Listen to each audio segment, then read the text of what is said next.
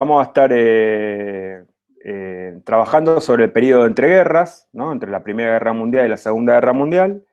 Eh, Repito, digamos, ahora en práctica, ahora en la teórica vamos a estar más sobre el eje de diseño y política, ¿no? En un contexto muy conflictivo, donde la problemática política está muy en la escena, muy centrada en la escena.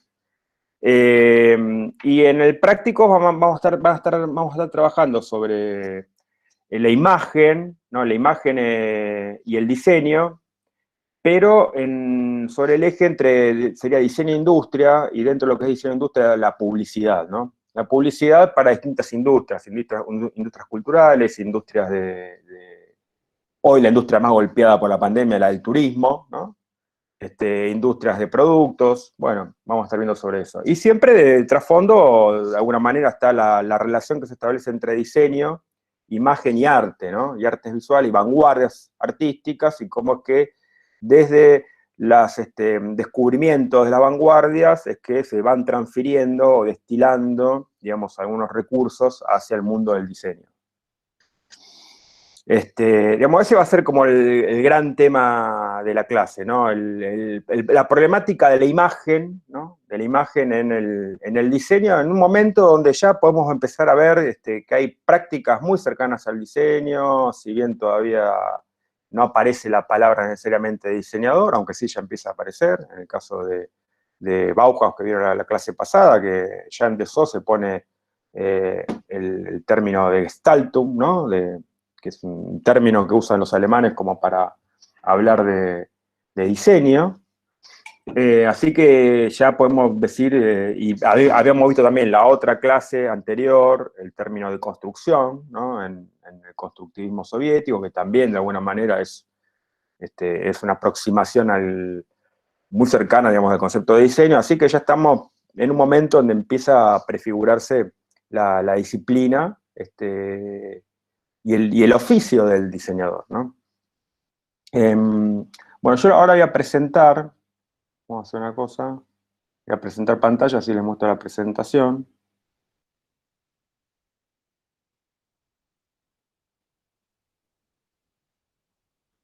A ver, díganme que si están viendo.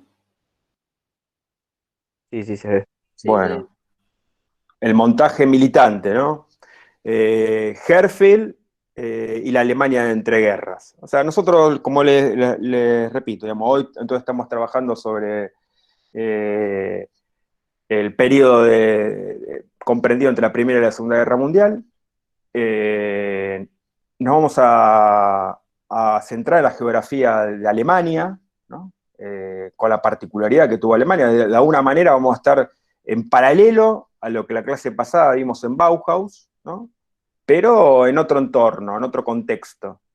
Eh, digamos, en el geográfico, no vamos a estar en Weimar, no vamos a estar vamos a estar más que nada en Berlín, aunque hay bastante, vamos a mostrar algunas situaciones también que se dieron en paralelo también en Weimar y en otras ciudades, y centrados dentro de lo que es los modos de abordar la comunicación visual a través de imágenes, ¿no? Sobre un procedimiento que proviene del mundo artístico de las vanguardias, que es el del montaje, ¿no?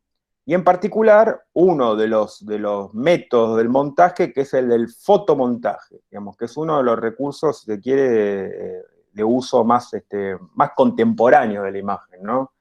Más vivos, podríamos decir, hoy en el presente siglo XXI. Usado en todos los órdenes, ¿no?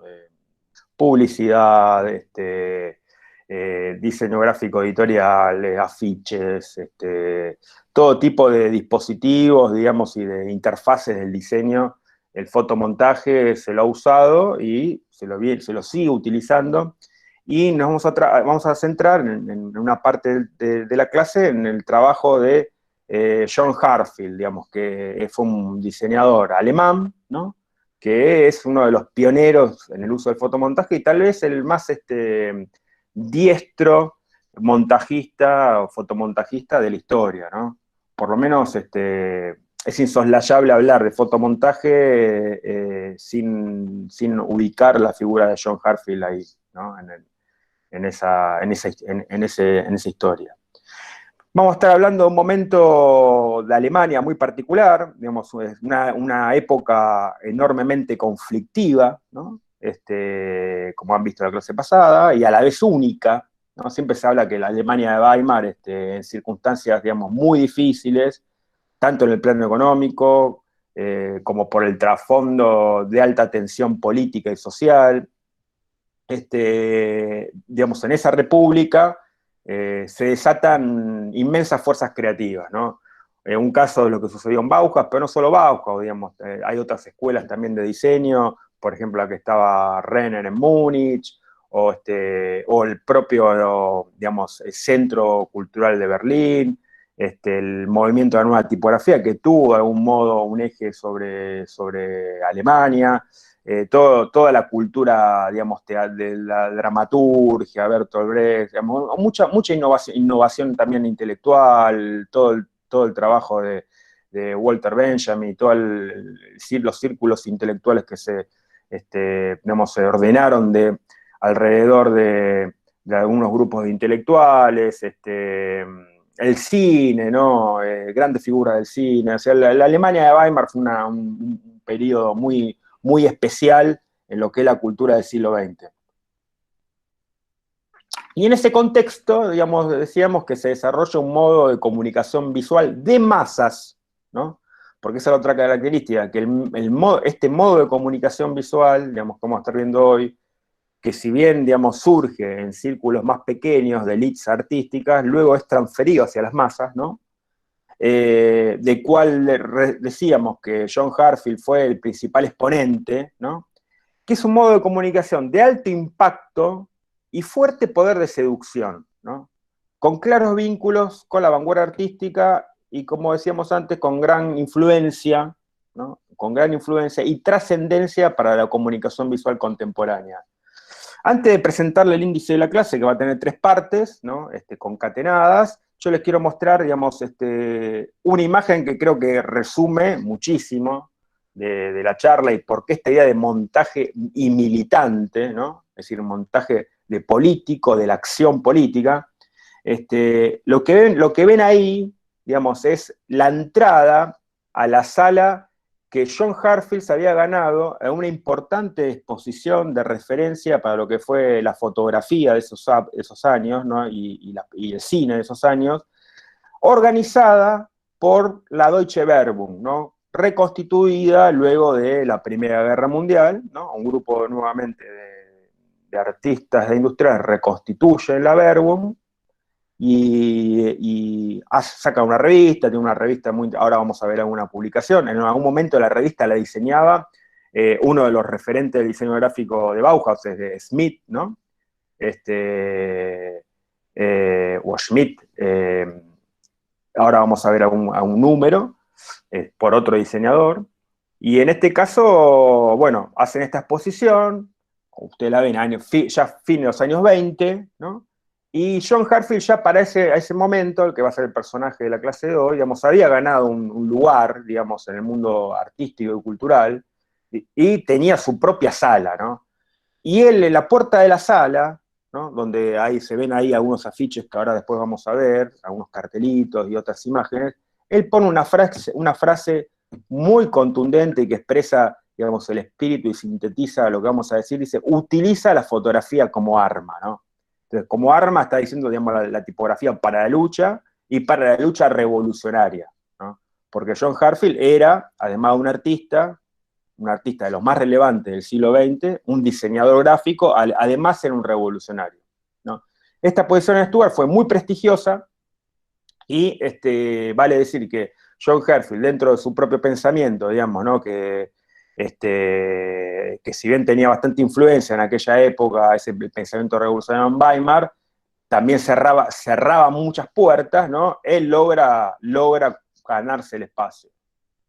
Bien, entonces, hoy vamos a tener como 3 momentos. Lo primero va a ser más que nada, tal vez repasar cosas que ya las planteó Marta, las habló Marta, y establecer algún vínculo entre la efervescencia social y política de aquellos años y cómo eso impacta sobre algunas personalidades del mundo del diseño, ¿no? De la arquitectura, el diseño, de las artes. Y vamos a recorrer, digamos, algunos, sin entrar en profundidad histórica de ninguna manera, pero por lo menos marcar, digamos, algunos acontecimientos claves como para entender el contexto que se vivía, particularmente en Alemania, ¿no? La segunda parte vamos a trabajar sobre cuál es el origen del fotomontaje, ¿no? Que es digamos, el objeto de estudio hoy de la clase en términos de producción visual, ¿no?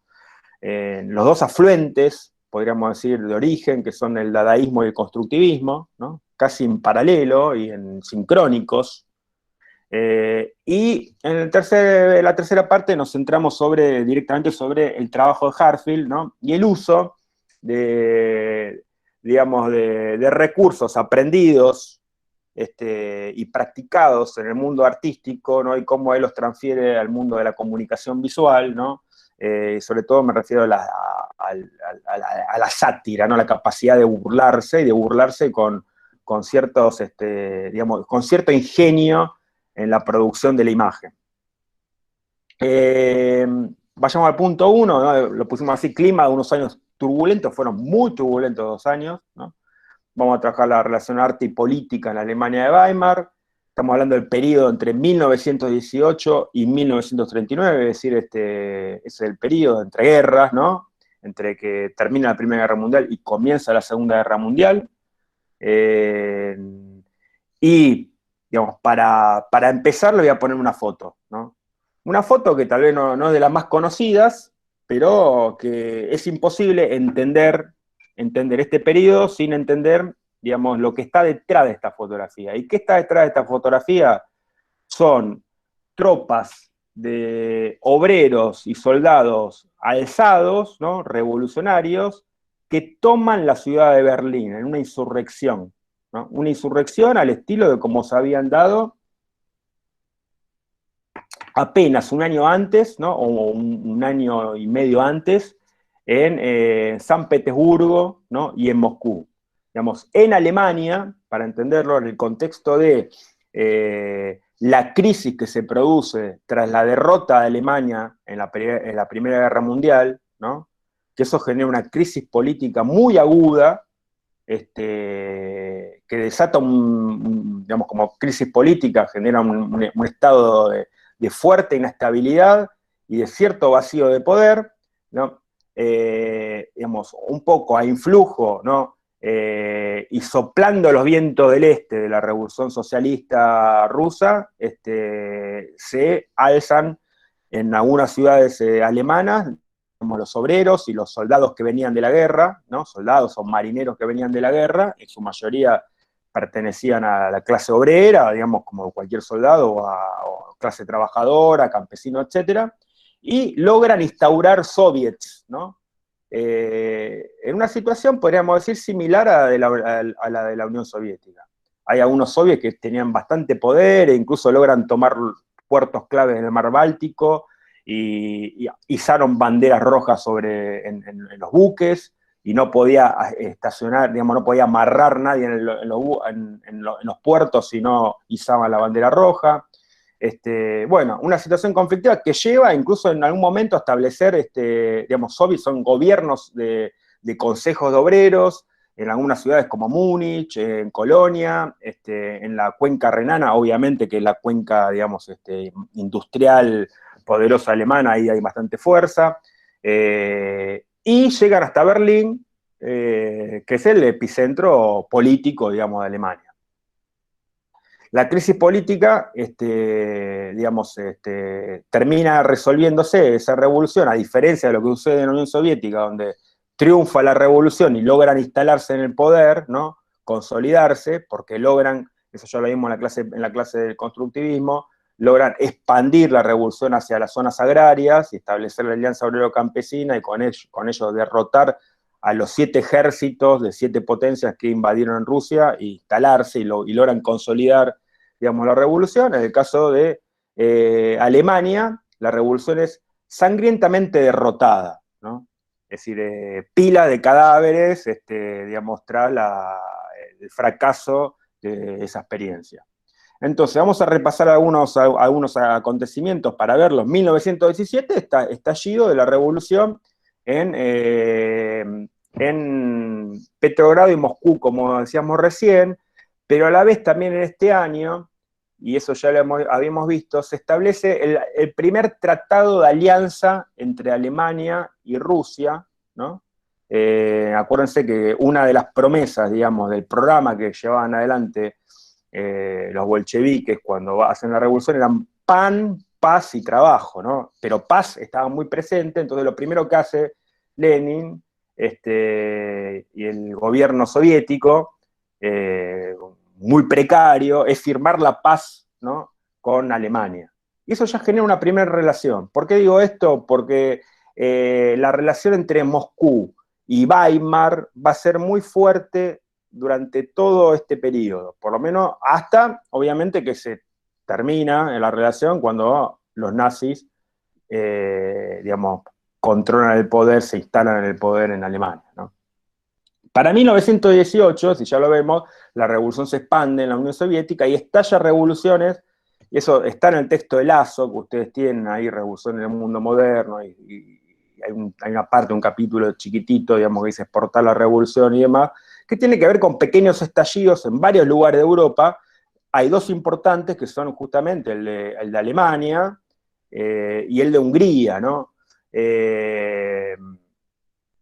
En Alemania, acuérdense que en el contexto justamente cuando se produce la crisis, el Kaiser, que es el emperador alemán, abdica, ¿no? Tiene que renunciar. Ahí es que se produce, digamos, ese momento de algunos meses de control obrero sobre Alemania. Y en Hungría al mismo tiempo también se desarrolló una revolución que hasta duró un poquito más, ¿no? Donde participaron casi en émulo de lo que sucedió en la Unión Soviética, en Rusia todavía, no era la Unión Soviética. Los artistas de vanguardia apoyaron fuertemente, entre ellos, por ejemplo, estuvo Moholy-Nagy, ¿no?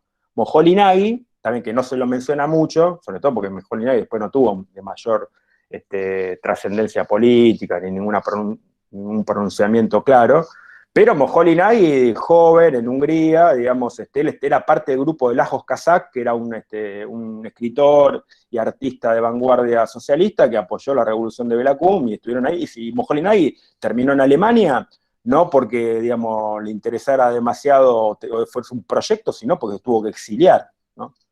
Cuando vino la derrota de la revolución en el 19, ahí vemos las cruces, la derrota de la revolución, Moholy-Nagy y con otros se tuvieron que ir de Hungría. Siempre es más lindo ver al Moholy-Nagy digamos, en Estados Unidos, ¿no? Más light, ¿no? Un Moholy-Nagy light. Bueno, pero Moholy-Nagy tuvo su momento, ¿no? Y eso un poquito vamos a ver ahora. Bueno, 1919 siguen avanzando las fuerzas revolucionarias en Rusia y la revolución en Alemania y Hungría es derrotada, se termina, digamos, esta idea de exportar la revolución, ya está, queda claro que va a ser difícil, ¿no? Y se firma en el 19 el famoso Tratado de Versalles, ¿no? Donde la República de Weimar y Alemania se someten, ¿no?, a los requerimientos de las potencias vencedoras, principalmente Inglaterra y Francia, ¿no? Ese tratado, digamos, le da como un origen, si se quiere, y a la visión de gran parte de las masas en Alemania, y sobre eso va a trabajar el nazismo también, de cierta vergüenza de la República de Weimar, ¿no? Porque las cláusulas de ese tratado eran realmente muy vergonzantes para Alemania.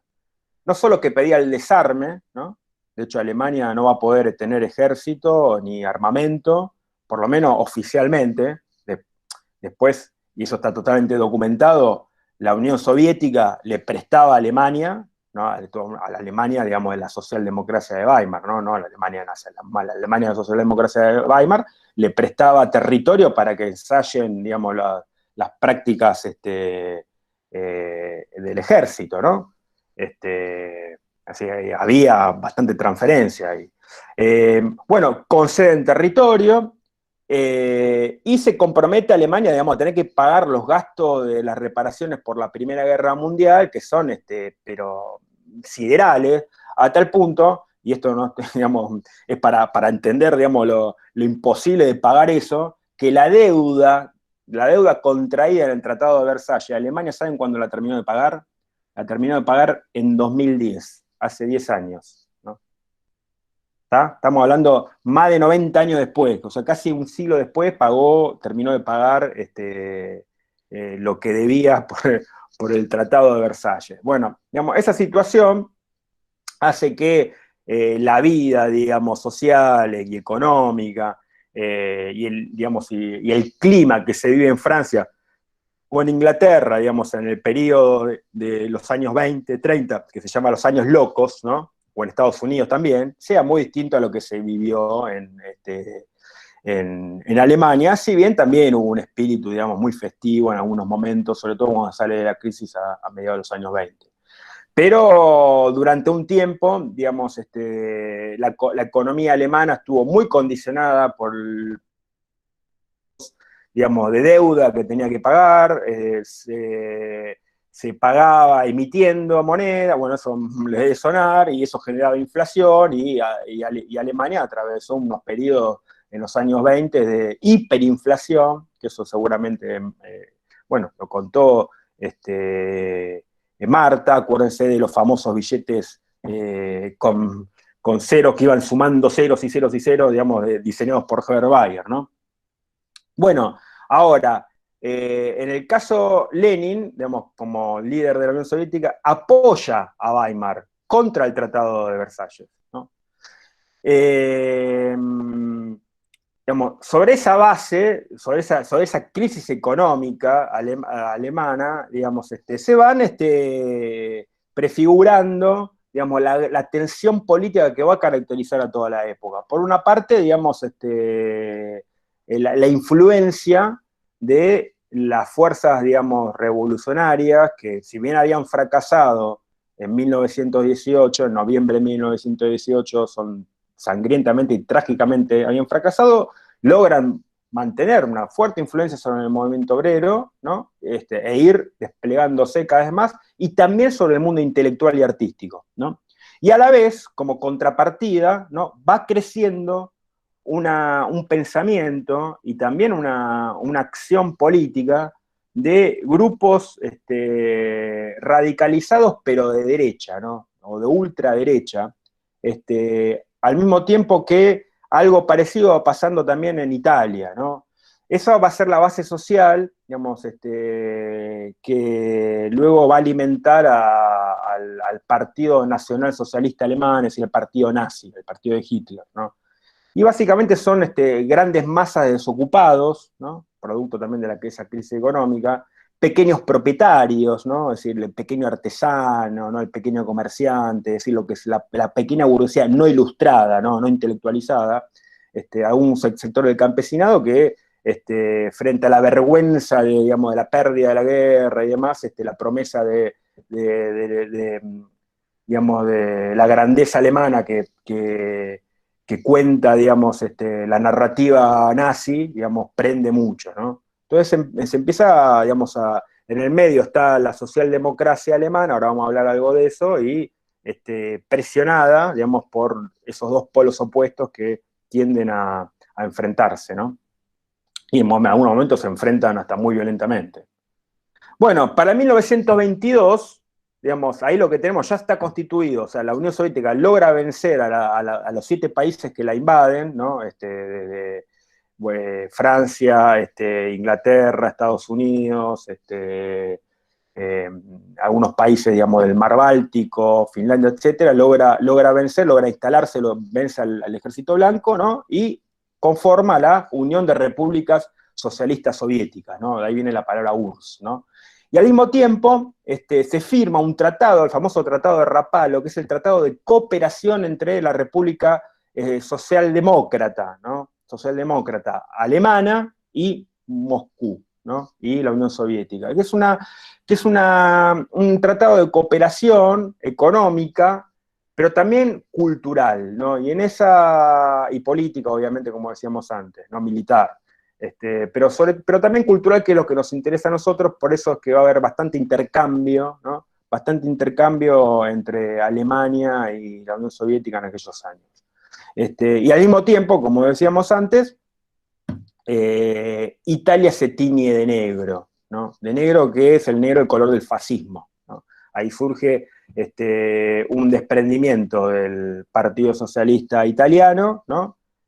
Con un pensamiento muy de derecha, ¿no? Logra calar hondo en grandes masas, nuevamente, digamos, sobre todo en el sur, ¿no? Las más atrasadas, digamos, culturalmente, pequeños campesinos, ¿no? Pequeños artesanos, clases medias, y marchan sobre Roma y dan un golpe de Estado, ¿no? Y se instala un gobierno totalitario, ¿no?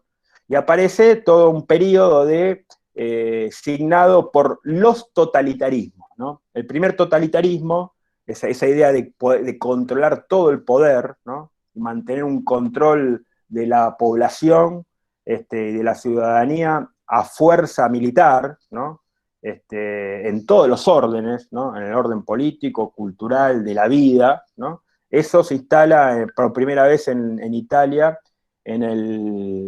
con Mussolini, ¿no? El fascismo, lo que se llama el fascismo, ¿no? Ustedes habrán escuchado hablar la palabra fascismo, facho, como se dice. Bueno, eso apareció en Alemania, ahí en 1922, la marcha sobre Roma. Después, eso, si lo vemos en 1933, ¿no? 10 años después, ya tenemos fascismo, o nazi-fascismo, también en Alemania, ¿no? Y se empieza a conformar, digamos, los dos polos opuestos, digamos, que tensionan también internamente en Alemania, que es el polo rojo, por ponerle colores, ¿no? El polo comunista y el polo fascista, ¿no? Esa tensión va a estar muy fuerte y muy presente en Alemania en todo el periodo, ¿no? Y en Europa, y de alguna manera va a ser lo que desata el conflicto de la Segunda Guerra Mundial. Al mismo tiempo, casi contradictoriamente, digamos, en el 33 se conforma la República Española, ¿no? Habrán escuchado la República Española. Vieron que hace 2 días el rey de España se escapó, ¿no? Tipo el marqués de Sobremonte en la época de las guerras, las invasiones inglesas, se escapó con el tesoro a Córdoba. Bueno, acá el rey de España se escapó porque los españoles todavía tienen reyes, ¿no? Y tienen reyes porque no lograron nunca establecer una república. Hubo un intento de república, que fue la República Española, la Segunda República Española de 1933.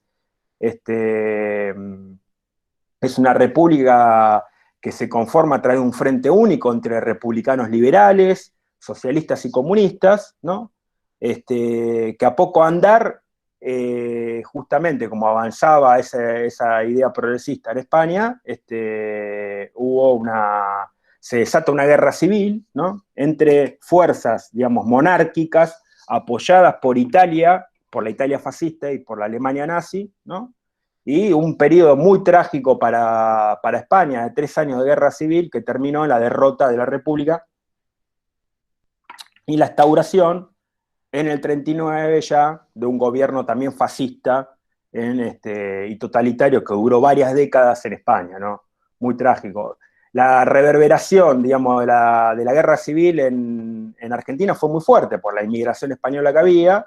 Dicen que la Avenida de Mayo, digamos, los comercios, digamos, de gallegos y españoles se dividían entre pro-monárquicos y republicanos, ¿no? Y se agarraban a piña en la Avenida de Mayo. Pero bueno, fue todo un tema, digamos, en su momento, el tema de la guerra civil, que tiñó también políticamente, bueno, nosotros en nuestro caso, por la fuerte inmigración española, digamos, tuvo mucho impacto, ¿no? Bueno, ¿y por qué 1939? Bueno, ahí ya ven un poco, ¿no? Cómo Alemania se anexa a Austria, se anexa a Checoslovaquia, avanza sobre los países eslavos del sur, también los italianos avanzan sobre los países,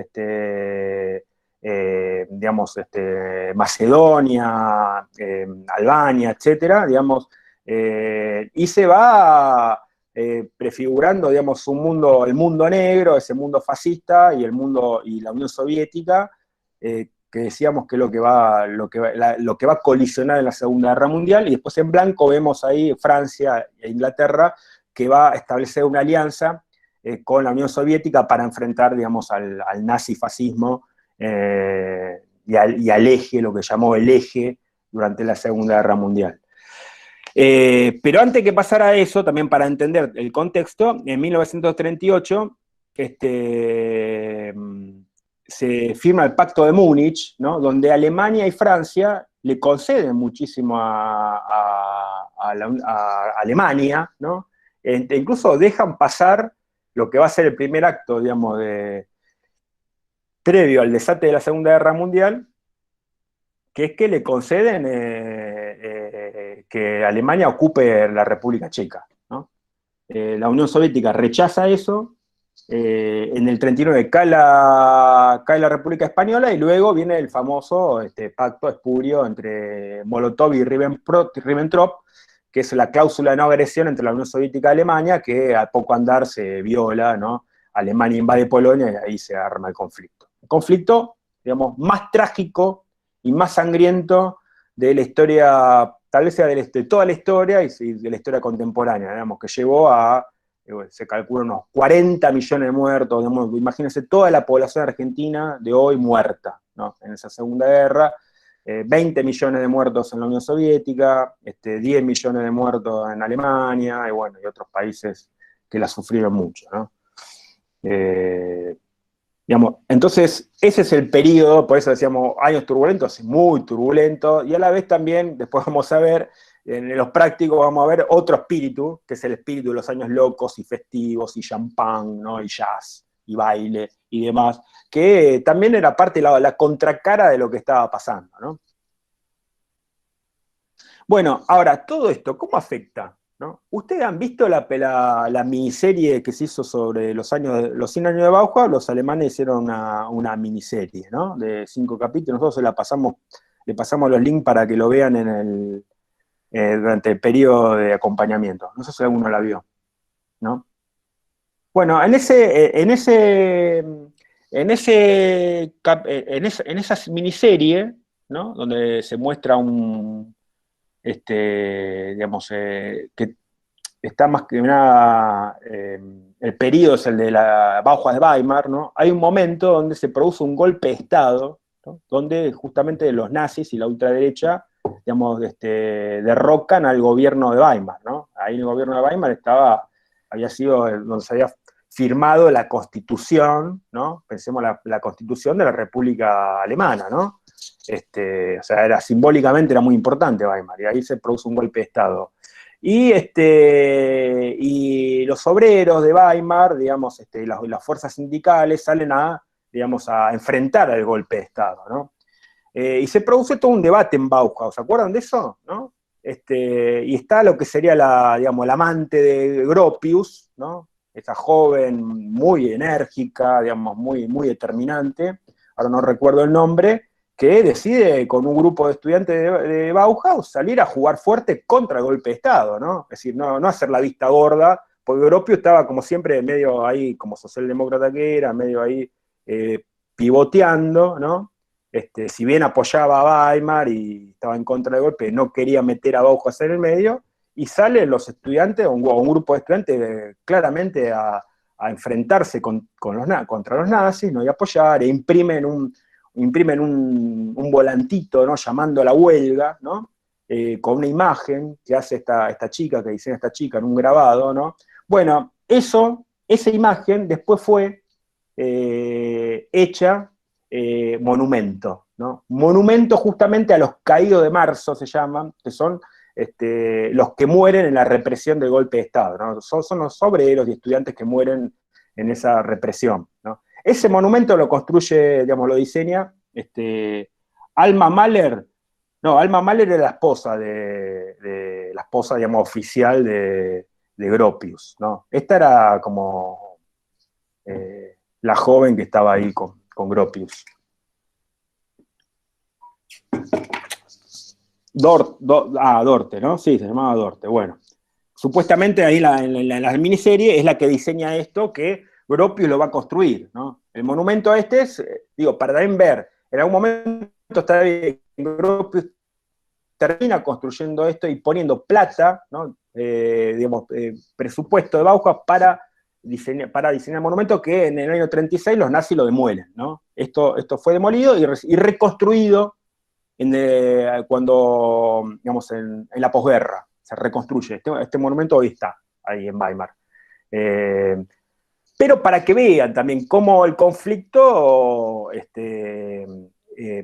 digamos, cala también sobre el ambiente artístico. En particular ahí en Bauhaus, ¿no?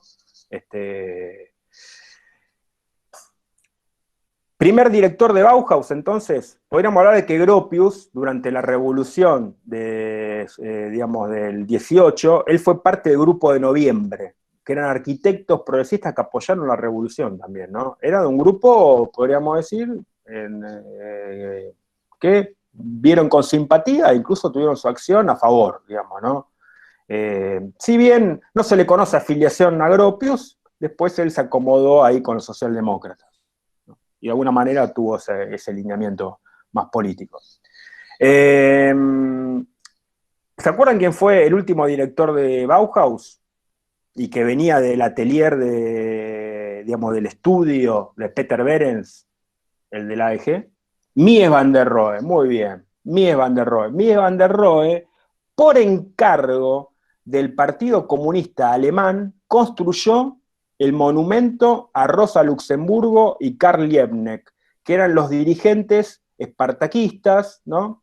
Sería el grupo político más radicalizado durante la breve experiencia revolucionaria en Alemania, que fueron desaparecidos, ¿no? Fueron en un enfrentamiento, son capturados por la policía de Weimar, ¿no? De la República de Weimar, desaparecen y aparecen unos días después un San Juan muertos, ¿no? Por eso, digamos, decimos que fueron años muy conflictivos. Eso, obviamente, los comunistas nunca se lo van a perdonar a los socialdemócratas. Y Mies van der Rohe, que tampoco se le conoce pensamiento político, la afiliación política, al menos en algún momento aceptó un encargo del Partido Comunista Alemán para homenajear a esos dos líderes revolucionarios alemanes asesinados por la República de Weimar, ¿no? Este monumento, que vemos acá en la foto, en el acto inaugural está Mies van der Rohe en la inauguración, cortando la cinta junto a la primera plana del Comité Central del partido, etc. Bueno, fue demolido por los nazis, ¿no? El segundo director de Bauhaus, ¿saben quién fue? ¿Se acuerdan quién fue?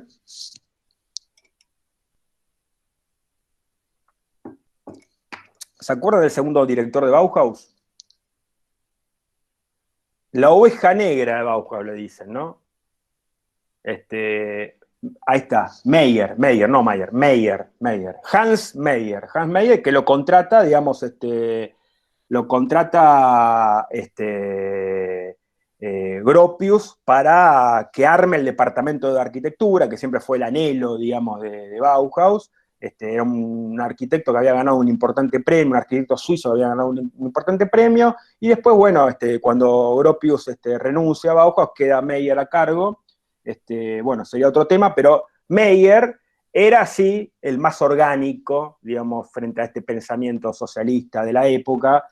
Ahí lo que ven es una caricatura de Meyer, así acusado de ser comunista, que de alguna manera, bueno, no se sabe si orgánicamente era o no era, pero sí funcionaban células comunistas dentro de Bauhaus organizadas en la época de Meyer, y Meyer hay discursos que dio dentro de Bauhaus donde se ve claramente la tendencia, y en todo caso, la política de Bauhaus de Meyer fue sacar a Bauhaus de la isla y que se embarre las patas, ¿no? Y fue la época de la construcción de la vivienda social, ¿no? de las escuelas de los sindicatos, digamos, el momento donde Bauhaus sale más hacia afuera, ¿no?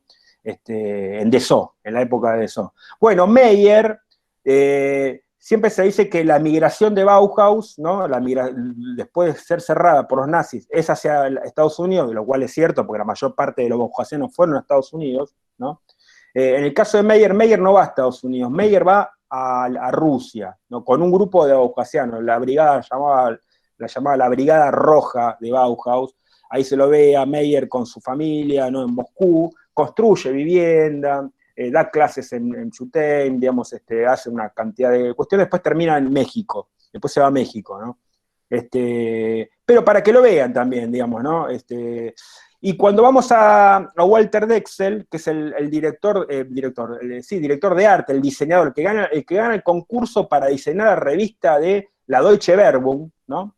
Que hasta ese momento la diseñaba Joseph Smith, de Bauhaus, ¿no?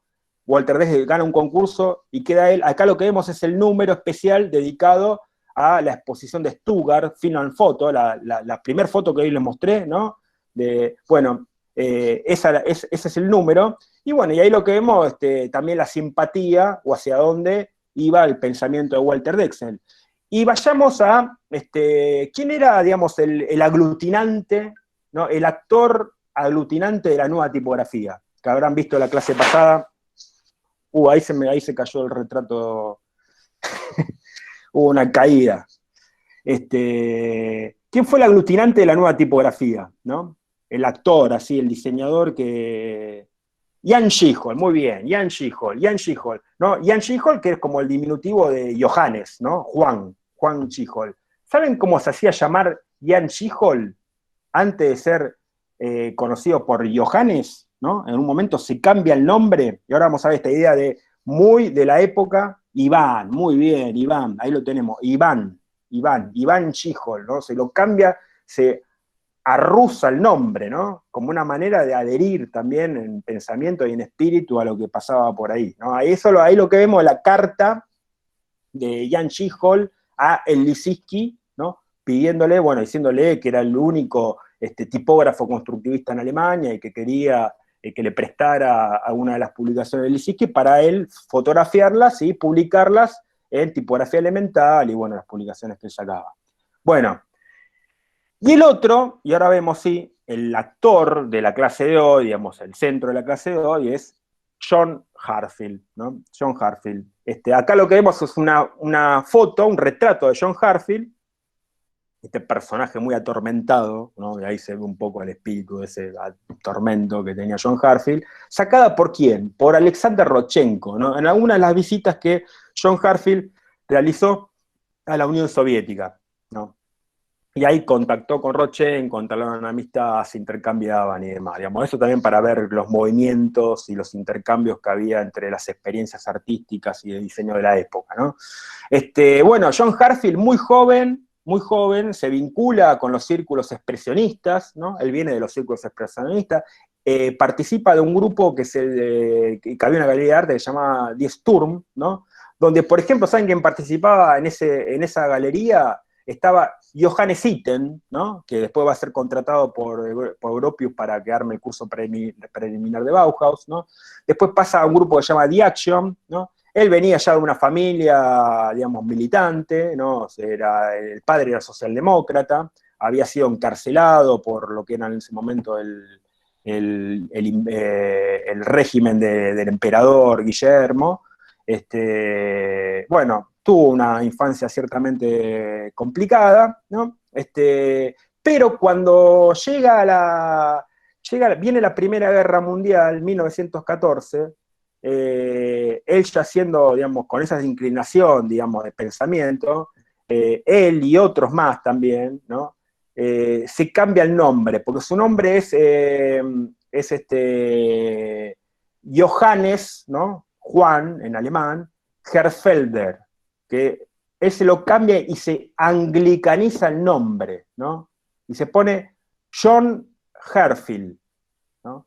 Piensen que en aquella época, en Alemania, el ejército alemán saludaba, ¿no? Saludaba la bandera y decía, Dios castiga a Inglaterra, ¿no? Ese era el lema del ejército alemán, ¿no? O sea, en ese enfrentamiento, digamos, estratégico que tenía Alemania con Inglaterra. Y John Heartfield se cambia el nombre, bueno, es cuando lo recluta, se hace pasar por loco, lo devuelven, ¿no? El ejército lo devuelve, dice este tipo medio que lo meten preso un poco, después lo sueltan. Bueno, John Heartfield, que venía de esos grupos, que había estudiado, muy de chico estudia en las escuelas de arte y oficios, ¿no? Que ya había en Alemania, antes que Bauhaus, ya había escuelas de arte y oficio, donde aprende tipografía, ¿no? Aprende algunas cuestiones artísticas. El hermano de John Herzfeld es un importante intelectual de la República de Weimar, ¿no? Muy, muy relevante, digamos, que es el motor de algunas publicaciones de las más activas en Alemania en aquella época, incluso una editorial. Bueno, él y saca una revista que se llama la revista Neue Jugend, ¿no? O Nueva Juventud. Esta revista, esta publicación, digamos, diseñada, que la diseña Herzfeld, digamos, pongo acá unas imágenes de esta publicación. Por ejemplo, participaban George Grosz, otro artista que venía del expresionismo alemán, muy amigo de John Herzfeld, que también se cambia el nombre, se pone George, un nombre, digamos, Jorge en inglés, ¿no? Y se saca una letrita para que le quede el nombre más anglicanizado, ¿no? Walter Benjamin participaba en esta revista, y algunos otros importantes intelectuales de la época. Bueno, Gijol, en el texto de la nueva tipografía, menciona, dice que una de los primeros experiencias de nueva tipografía en Alemania tempranas es el trabajo de John Herzfeld en esta revista, ¿no? Donde él hace este tipo de puestas tipográficas que tienen bastante que ver y vínculos con el dadaísmo, ¿no?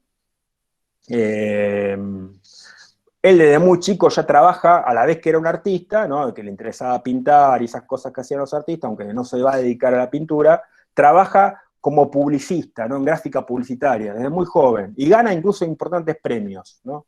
Gana algunos premios importantes como publicista. Bueno, vayamos entonces al segundo punto, que sería el procedimiento que vamos a estar viendo hoy, ¿no? En términos de construcción visual, de imagen, ¿no? ¿Y dónde está el origen? El origen de que en el dadaísmo y el constructivismo, que es el origen del fotomontaje. A ver, el fotomontaje, eso está, usted tiene un texto ahí en Teoría de la Vanguardia de Peter Burger, nosotros le dimos un fragmento de uno de los capítulos, el punto 5 del segundo capítulo, se llama el montaje, que Peter Burger lo menciona como el principio básico del arte vanguardista, ¿no? O sea, dice, entre todos los principios del arte vanguardista, el montaje es el principio básico, ¿no? Y dice, para pensarlo un poco, que el montaje históricamente está vinculado ¿a qué? Históricamente vinculado al collage, ¿no? A esta cosa de cortar y de pegar, de montar cosas sobre la superficie, ¿no?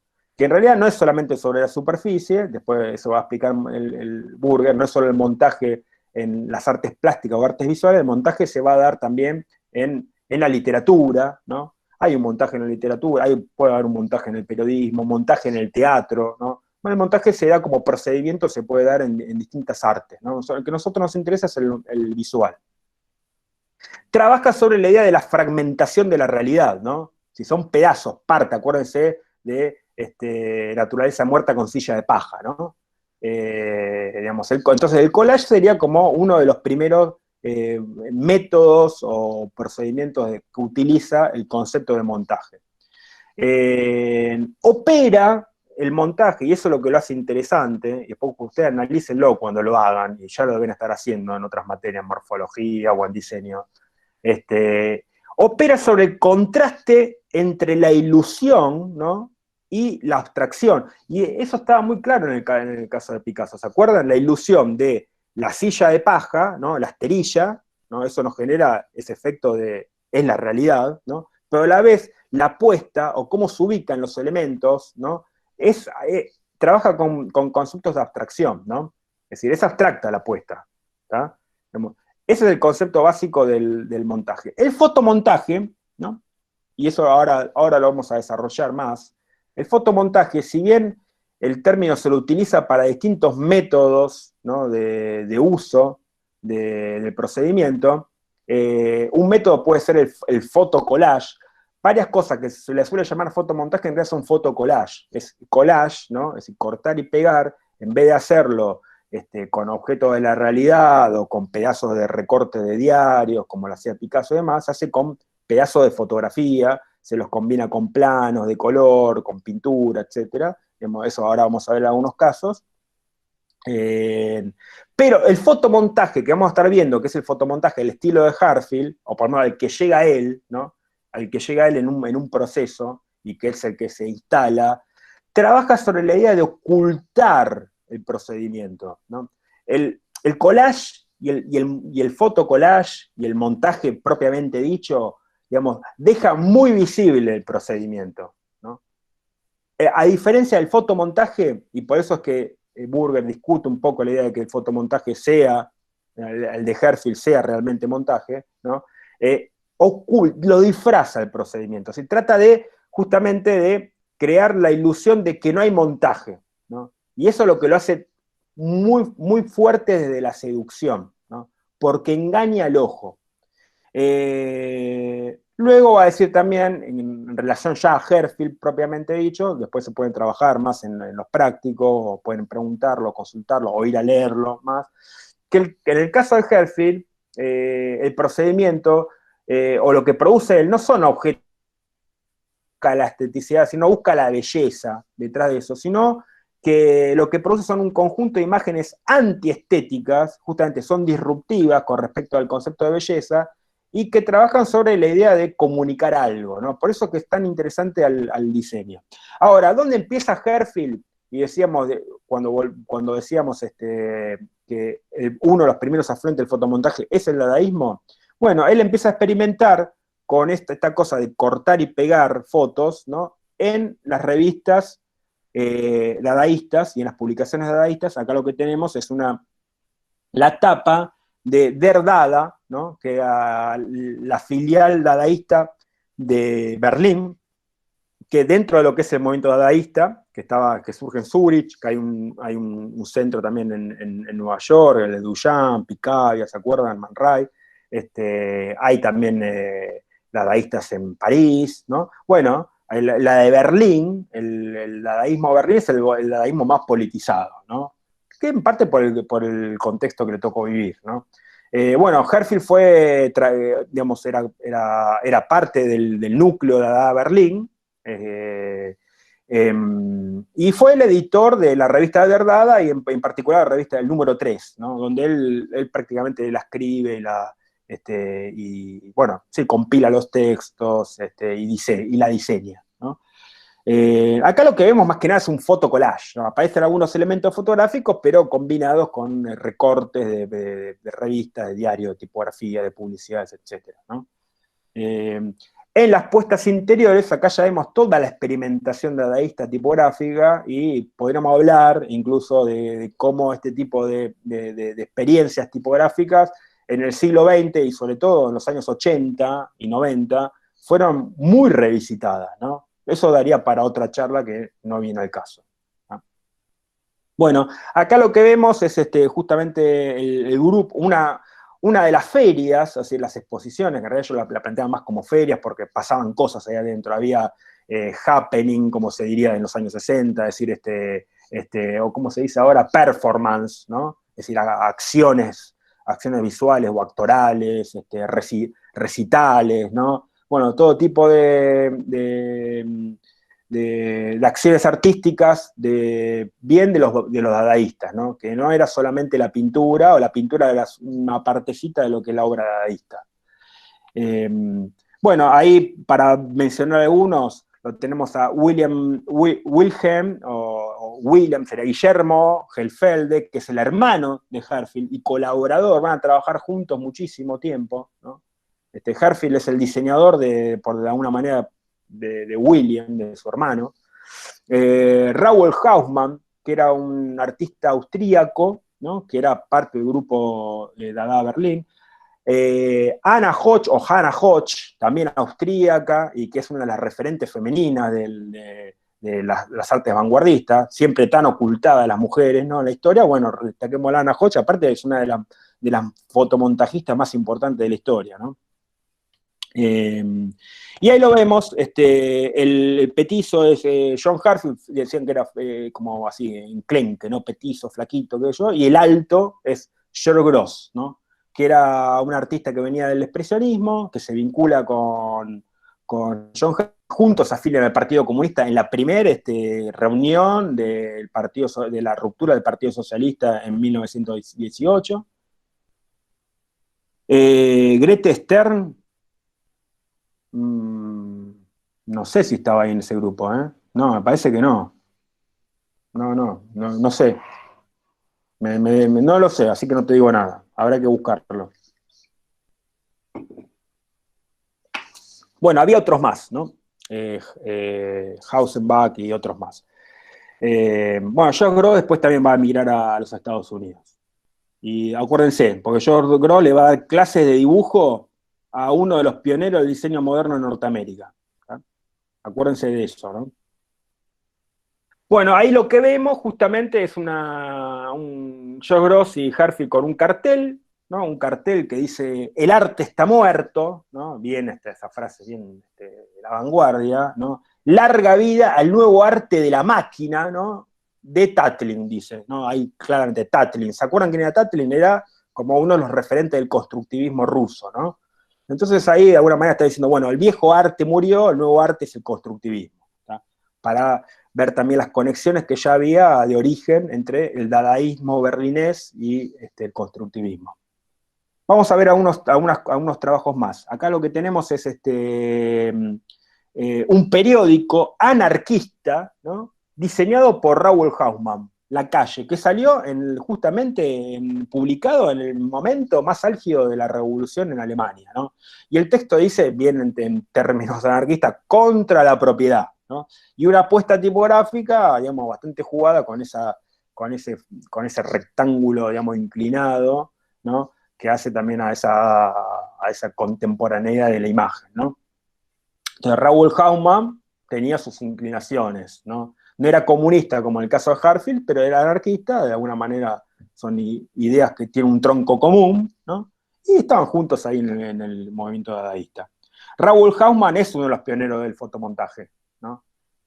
Acá tenemos una obra de las más conocidas de Raoul, de fotomontaje o fotocollage, ¿no? De Raoul Hausmann, que, ¿cómo se llama? El crítico de arte, ¿no? Es contra lo que van centralmente los dadaístas y contra aquella persona que legitima lo que el arte debe ser, ¿no? Acuérdense que en ese espíritu crítico de la vanguardia, una de las críticas fuertes iba contra la institución artística, ¿no? Y dentro de la institución artística, uno de los elementos ahí que accionan fuerte en esa institución es el crítico, ¿no? Hoy son las estrellas del arte, ¿no? Los curadores, ¿no? Los críticos, casi son más importantes que los propios artistas. Bueno, la vanguardia iba contra eso. Raoul Hausmann plantea algo muy interesante, que hace un paralelismo entre el cine y el fotomontaje. Dice, bueno, el cine trabaja con un montaje en el tiempo, ¿no? Es un montaje porque se van juntando una imagen y un fragmento de película detrás del otro, y la idea del fotomontaje es una película estática, ¿no? Bueno, esa es una idea de Hausmann. Otro trabajo más de Hausmann, ¿cómo se llama? En casa de Tatlin, ¿no? Nuevamente ahí el referente del constructivismo en escena, en el arte el dadaísmo berlinés, ¿no? Y uno de los montajes más conocidos de Hannah Hodge, tiene un título larguísimo que es La barriga cervecera de la República de Weimar cortada con cuchillo de cocina, ¿no? Es decir, con mucha ironía, sátira, digamos, en el propio título, y con ese juego de juxtaposición, ¿no? Sobreposición, digamos, bien del collage, ¿no? Cortar pedazos, buscarla, elementos extraídos, ¿no? de las publicidades y de las revistas, ¿no? Que se juntan en este espacio plástico, ¿no? Obviamente que este grupo dadaísta es muy crítico, no solo de la institución artística, sino, como le decíamos, tiene un perfil político y también era muy crítico de la República de Weimar, ¿no? A la que consideraban, bueno, ahí lo dice, cervecero, como esa cosa del nacionalismo alemán, ¿no? Y de la burguesía alemana, ¿no? Que de alguna manera ellos acusaban, digamos, la acusaban de haber sido la manera que encontró la burguesía de escaparle a el cambio de la revolución, ¿no?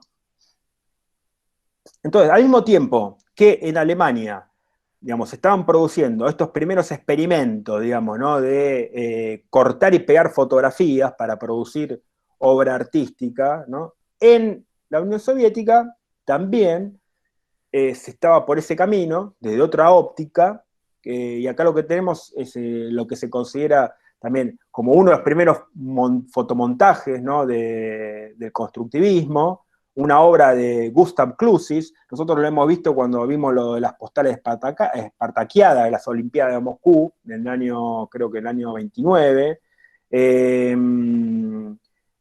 Bueno, Gustav Klusis es uno de los que más se inclina hacia el fotomontaje. Ahí lo que vemos, Ciudad Dinámica, donde él hace un juego, digamos, en términos morfológicos, conceptualmente es una obra que, digamos, que retoma los recursos del suprematismo. ¿Se acuerdan del movimiento de Malevich? Entonces, el círculo, los rectángulos, los polígonos, ¿no?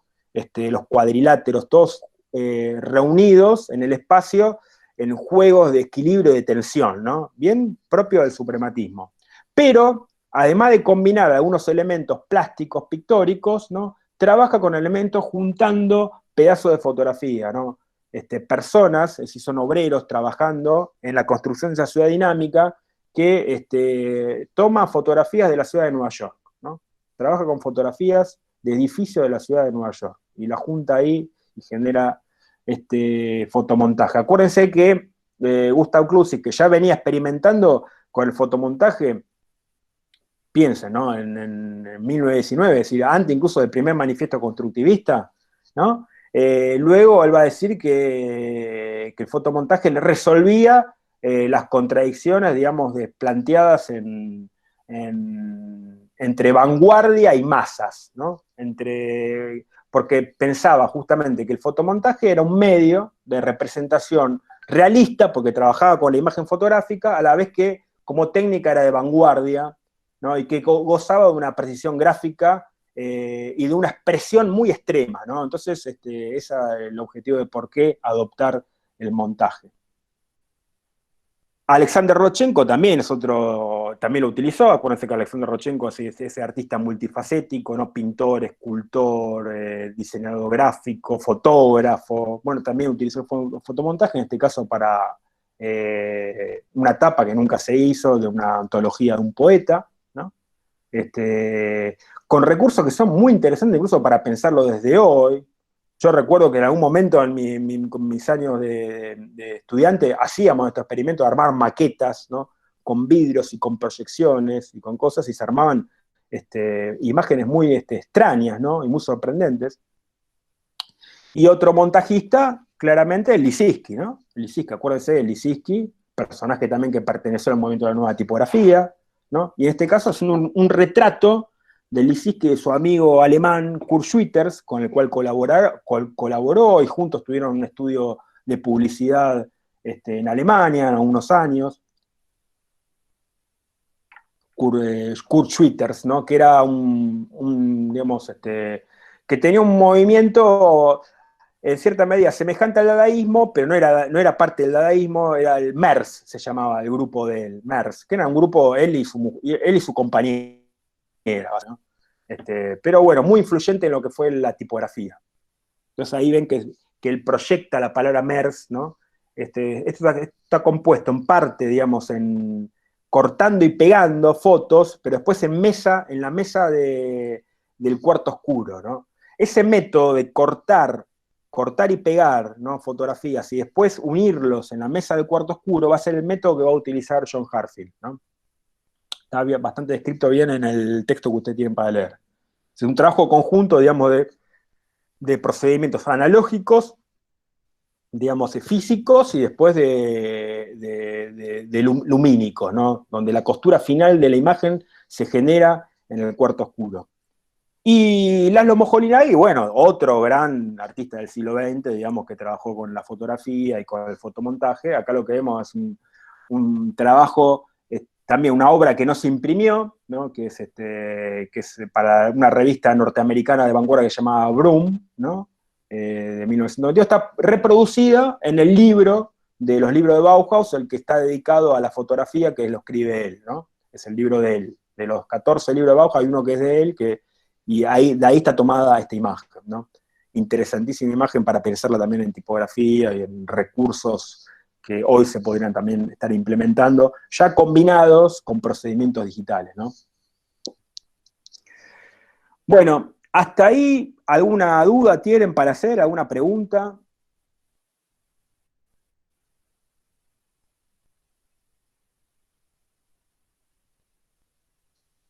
A ver, el fotomontaje en los años 20, en dadaísmo, constructivismo, es todo un mundo para explorar, ¿no? Podríamos estar hasta las 10 de la noche mostrando imágenes, ¿no? No es la idea, es mostrar algunas imágenes clave, algunas muy conocidas, para ver cuál era el panorama y de dónde provenía John Heartfield y a dónde llega él, ¿no? Entonces vayamos justamente al trabajo de John Heartfield, que la característica que tiene, que él adopta, ¿no? Él toma, digamos, el espíritu aprendido del movimiento dadaísta. Acuérdense que el movimiento dadaísta, uno de las motivaciones que lo caracterizaba era el de burlarse, ¿no? Satirizar, burlarse y la provocación, ¿no? Ellos usaban una palabra que era provocar a la burguesía, espantar a la burguesía, ¿no? Cualquier cosa que espantara, digamos, al burgués medio, eso les divertía. Y usaban mucho los recursos, digamos, o sea, y las provocaciones eran provocaciones que a la vista de los ojos de hoy serían hasta políticamente incorrectas, diríamos hoy, ¿no? Hay cosas que no van ni para contarlas. E incluso ese tipo de provocaciones y de acting que hacían, algunos hasta lo instrumentaron hasta políticamente en campañas electorales, ¿no? Como a un momento ataron una oveja, un grupo de ovejas en la puerta del Reich, y hacían unos quilombitos lindos, divertidos. Bueno, John Heartfield había aprendido eso, él que venía de esos grupos de artistas, primero expresionistas y después la parte del espíritu dadaísta, ¿no? Y el grupo Berlín, y en algún momento él dice, bueno, no alcanza con la crítica, digamos, en el mundo artístico, y estar siempre lo mismo, nos vemos las mismas caras, el mismo lugar. No, vayamos hacia el encuentro de las masas, y para eso tenemos que ir hacia una política cultural, ¿no? Bien concreta, dirigida, ¿no? Y sistematizada. Y ese va a ser el plan que se traza Heartfield, ya como miembro orgánico del Partido Comunista Alemán, ¿no? Él siempre lo reconoció, nunca lo ocultó, y de hecho era un miembro relevante en la plana cultural de ese partido, que tenía miembros muy, muy importantes y muy reconocidos. Acá lo que vemos, digamos, para también que es la respuesta, cuando él dice usemos la tipografía como arma, él no andaba armado, ¿no?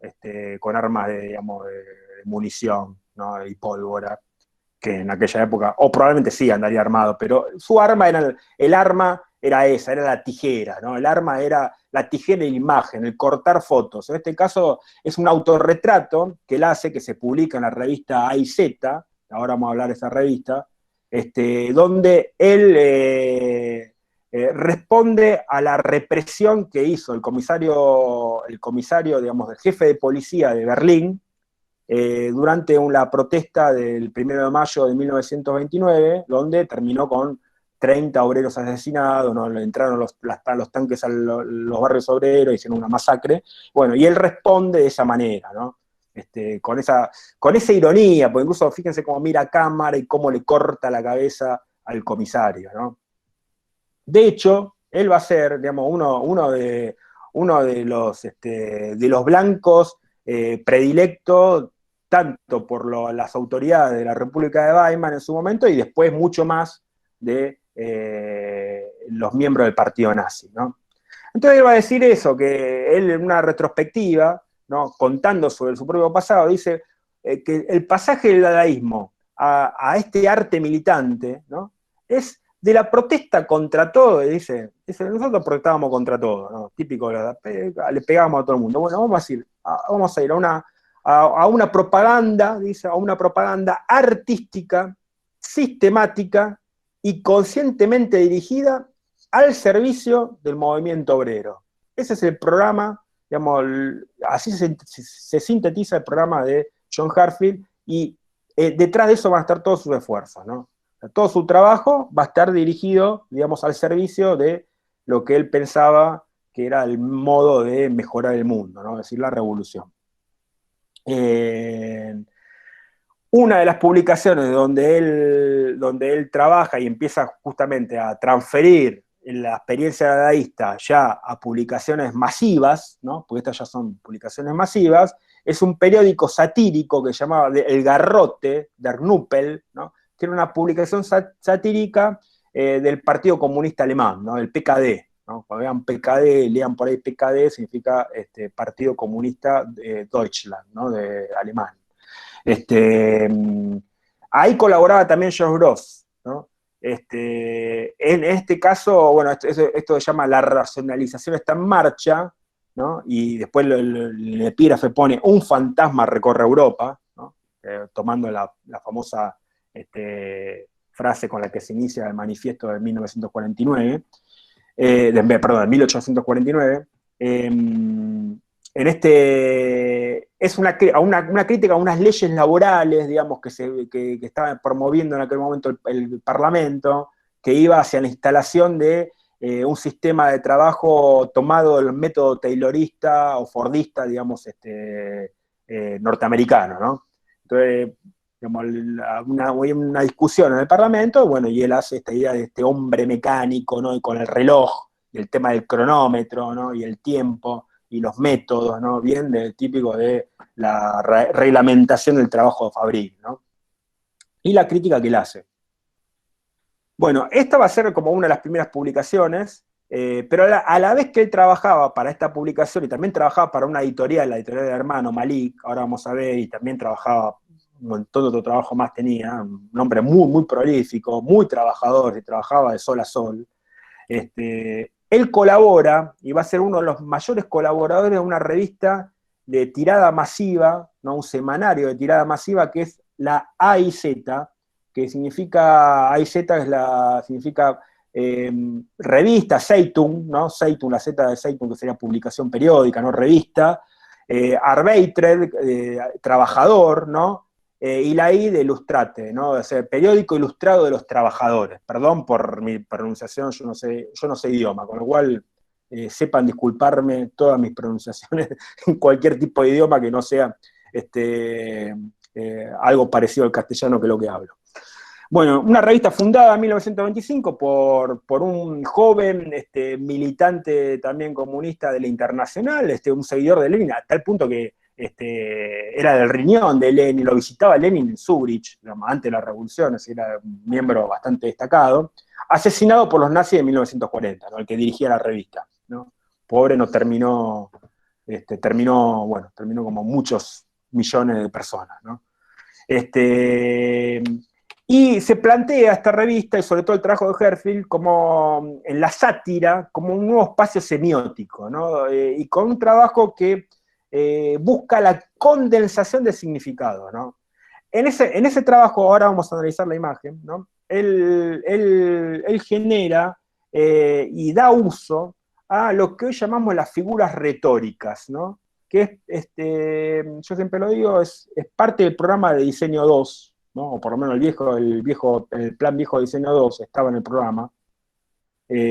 Seguramente, ¿alguno hizo usted de diseño 2? Bueno, hay un módulo en diseño 2 que es la imagen retórica, ¿no? Donde se estudian justamente los recursos o estratégicos de, sí, yo estoy viendo retórica, bueno, está viendo retórica en Pujol. Bueno, uno de los que utilizó los recursos, digamos, retóricos, sin haber teorizado sobre la retórica, ¿no? Intuitivamente los utilizaba, pero con una destreza fenomenal, fue John Heartfield, ¿no? En este caso, por ejemplo, ya que estamos, ¿qué figura? Hipérbole. Muy bien, exactamente. Hipérbole. Acá estamos frente a una hipérbole, ¿no? La hipérbole es la exageración, ¿no? Entonces, ahí lo tenemos a un Hitler chiquitito, ¿no? Haciendo el famoso gesto de Heil Hitler, ¿no? El saludo hitleriano, ¿no? Y una persona, un gordo, grandote, enorme, ¿no? Es una hipérbole. Y hay una sinécdoque también, ¿no? Y ahí también hay una sinécdoque. ¿Por qué? Porque el personaje, ese gordo grandote, aparece cortado, ¿no? Sí, con una parte, ya veo un tipo en traje, un gordo, ¿qué es la idea? Bueno, es la gran burguesía, ¿no? Los banqueros, ¿no? Esos banqueros gordos, ¿no? Llenos de oro, ¿no? De la República de Weimar.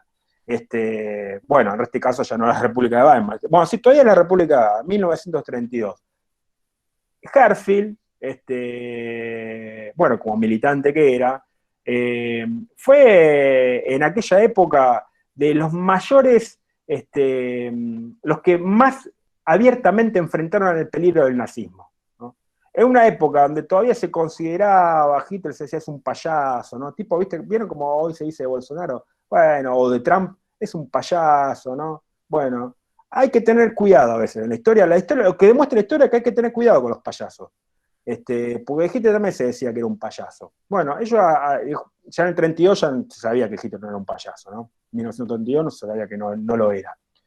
Eh, pero bueno, Herfield la enfrenta y lo que genera justamente, y la operación, o digamos, la estrategia que tiene Herfield en general con el nazismo, que es el blanco político de todo el trabajo de imagen, ¿no? De propaganda sistematizada de John Herfield, es contra el nazismo, y el centro está en desnudar digamos, lo que ellos llamarían la mentira del discurso nazi, ¿no? La falacia del discurso nazi. Porque, acuérdense, ¿cómo se llamaba el partido nazi? Se llamaba Nacional Socialista, ¿no? Entonces, ellos toman la palabra del socialismo, ¿sí? La idea de la igualdad, ¿no? Una sociedad de iguales, o una sociedad, digamos, más equitativa, ¿no? Pero nacional, ¿no? Nacionalista, o sea, Alemania por encima de todo, ¿no? Entonces no somos como los socialistas que se referencian a la Unión Soviética, los internacionalistas, sino somos, bueno, justamente lo que hace John Harvey es decir, no se confundan, estos no son socialistas, no les interesa, estos son la expresión más recalcitrante de la gran burguesía alemana, ¿no? Son el fascismo en Alemania, digamos, ese es el objetivo, y por tanto la asociación siempre busca la asociación entre desarmar el discurso populista, se diría hoy, ¿no? Digamos que con un discurso que trata de empatizar con los sentimientos del pueblo, ¿no? Y decir que ellos van a favorecer al pueblo, decir, no, estos no van a favorecer al pueblo, estos van a la opresión del pueblo, ¿no? Y por lo tanto, y el vínculo es nazismo, gran burguesía, ¿no? La gran burguesía. Entonces acá, y lo que trabaja, acuérdense lo que están viendo en retórica, es la relación entre la imagen y el texto de anclaje en distintos niveles. No sé si son los de Herbert Bayer, la verdad. No sé si estaban todavía funcionando esos billetes en 1932, porque ya se había salido de la hiperinflación. No es que se vivieron los 20 años con hiperinflación. Hubo iba y venía, fueron 2 o 3 años, después logra equilibrarse. Incluso ya para 1926-27 Alemania logra salir de la crisis y logra tener un gran crecimiento económico, ¿no? Para 1932 sí lo que había, 1932, ustedes recuerdan, lo que se había desatado a fines de 1929, la crisis internacional. La crisis económica internacional, que fue la crisis más grave que vivió el capitalismo en toda su historia. Bueno, ahora habrá que ver qué pasa con la pandemia, ¿no? Está en discusión si la crisis de 2008 fue al nivel del 30, bueno, no importa a nosotros eso, pero en todo caso lo que sí importa es la relación que hay entre crisis y la miseria que creó la crisis, que sobre esa miseria se montó el nazismo, ¿no? Sobre esa gran masa de jóvenes de 17 años, 18, 19 años desocupados, ¿no? Millones de desocupados que no veían salida, no veían futuro y que abrazaron, digamos, el nazismo. Sobre eso se montó Hitler. Entonces lo que está haciendo justamente Herfield es decirle a esos jóvenes, hablarle a esa juventud, ¿no? Desclasada, ¿no? No vayan con los nazis, porque los nazis son la burguesía. Entonces lo que hace ahí, dice, el sentido del saludo hitleriano, dice, ¿no? Arriba en grande, ¿no? El sentido del saludo hitleriano. Y después dice, pequeño hombre, ¿no? Pequeño hombre pide un gran regalo o una gran dádiva, ¿no? ¿tá? Es decir, la coima, o sea, el financiamiento de la burguesía, del gran burgués. Dice. Y después, muy chiquitito ahí, muy chiquitito, y ahí termina de rematar la sátira, toma una frase de Hitler que dice, detrás de mí hay millones, ¿no? Entonces, hace el juego ese de palabras, los millones de los bancos, ¿no? Y de los industriales alemanes, ¿no? Con los millones. O sea, los millones no son el pueblo, sino los millones son el oro de la gran burguesía de Weimar, ¿no? Entonces tiene varios sentidos de lectura, ¿no? Y niveles de anclaje. Lo que hace muy atractiva la imagen, o sea, tiene un impacto visual muy poderoso y después se van descubriendo capas de sentido, ¿no? Este es otro de los fotomontajes más conocidos de Hartfield. También Hartfield hablaba del superhombre, ¿no? El superhombre alemán, ¿no? La raza aria y demás. Entonces dice, Adolf, ¿no? El superhombre, traga oro y escupe basura, ¿no? O escupe chatarra, una palabra ahí, blech, que significa ambas cosas, ¿no? Y acá vemos el trabajo a lo que se refería Burger, con la idea de que el fotomontaje al estilo de Hartfield trata de ocultar o de disfrazar el hecho mismo del montaje, ¿no? Porque justamente lo que hace un trabajo, hoy sería en Photoshop esto, ¿no? Este disfraz, ¿no? Este reemplazo, en términos, podríamos hablar, en términos de recursos retóricos, esta metonimia, ¿no? Esta sustitución de la columna vertebral por una columna de monedas, ¿no? Eh, que es evidente, ¿no? Que se hace evidente, pero a la vez está oculto, ¿no? No se nota el recorte, el pegado, ¿no? Trata justamente de encontrar esa semejanza morformal, digamos, para producir también el efecto metonímico, y que hace tan poderosa la imagen, y en ese disfraz es donde está la esencia del poder comunicacional de la imagen de Hartfield, ¿no?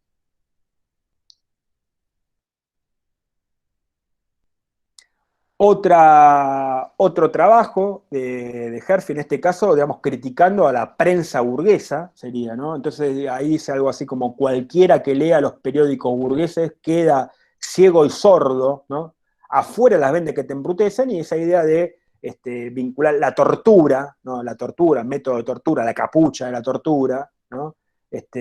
Con los periódicos de la burguesía. Si no leas eso porque te están torturando, ¿no? Te están confundiendo. Por delante, este es un trabajo de 1930, ¿no? Es un poquito antes de un poquito, 2 años antes de los que veíamos recién, ¿no? Pone el periódico, ese Borwards, es el periódico de los, que significa adelante, es el periódico de la socialdemocracia, ¿no? Algo importante para que no lo explicamos, pero para entender también, porque tal vez se confunde, ¿no? Porque, claro, el gobierno de la República de Weimar era un gobierno socialista, ¿no? Pero no es socialista en el sentido de un socialismo revolucionario al estilo del socialismo ruso, ¿no? O el socialismo de Hartfield. Es un socialdemocracia, ¿no?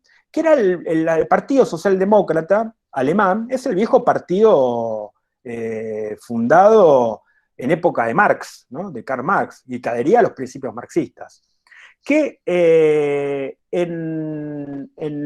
previo a la Primera Guerra Mundial se produce la primera fractura entre dos tendencias dentro de ese partido, que es la tendencia internacionalista, ¿no? Y revolucionaria, y la tendencia, podríamos decir, que intenta generar una idea de reformista, ¿no? O sea, el Partido Socialdemócrata es un partido reformista, que trata de conciliar con la burguesía, se adapta, digamos, a las instituciones burguesas, y tiene un planteo que dice de a poquito iremos, digamos, instalando algunas ideas, generando algunas reformas y demás. Bueno, la otra tendencia, digamos, acusa esta de abandonar los principios de la bandera del marxismo, etcétera, etcétera, pero más allá de eso, lo que sucede cuando viene la Primera Guerra Mundial es que el Partido Socialdemócrata apoya la guerra, ¿no? Apoya la guerra.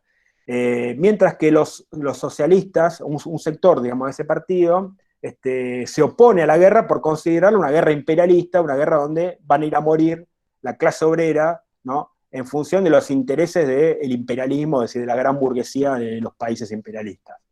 En ese grupo está John Hartfield, y está Rosa Luxemburgo y Karl Liebknecht, por ejemplo, los que veíamos antes homenajeados en el monumento de Mies van der Rohe.